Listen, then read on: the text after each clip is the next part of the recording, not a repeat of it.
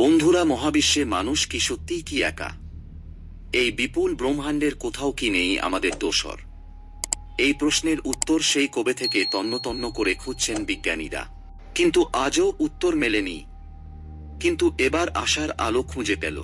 সুদূর মহাকাশ থেকে ভেসে এলো ৩৫টি রহস্যময় সংকেত। ভিন্ন গ্রহে প্রাণের সন্ধান করাই কাজ সেটির। সেই সংস্থার এক দলের নাম এফআরবি, ফাস্ট রেডিও বার্স্ট শনাক্ত করাই তাদের কাজ। কি এই ফাস্ট রেডিও বার্স্ট? এগুলো হলো এমন এক ধরনের তেজস্ক্রিয় সংকেত যার স্থায়িত্ব মাত্র কয়েক মিলিসেকেন্ড, কিন্তু সেই সময় সূর্য থেকে নির্গত সারা বছরের তেজস্ক্রিয় রশ্মির থেকে বেশি তেজস্ক্রিয়তা নির্গত হয়। সাধারণত এফআরবি একক রশ্মি হিসেবে আঁচড়ে পড়ে, কিন্তু কখনো যদি বারবার এই ধরনের সংকেত পুনরাবৃত্ত হয়, সেক্ষেত্রে তার উৎপত্তি সম্পর্কে রহস্য জেগে ওঠে।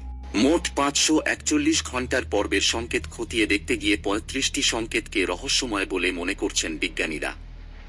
রয়্যাল অ্যাস্ট্রোনমিক্যাল সোসাইটির মাসিক জার্নালে প্রকাশিত হয়েছে এই সংক্রান্ত গবেষণাপত্র। সেই গবেষণাপত্রে দাবি করা হয়েছে, সম্ভবত কোনো নিউট্রন তারা শক্তিশালী চৌম্বকক্ষেত্র থেকে ওই সংকেত আসছে।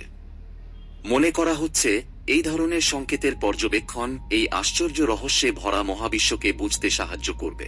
বন্ধুরা, মহাকাশ সম্বন্ধে নতুন নতুন আপডেট পেতে চ্যানেলটিকে সাবস্ক্রাইব করুন পরবর্তী ভিডিও দেখার জন্য।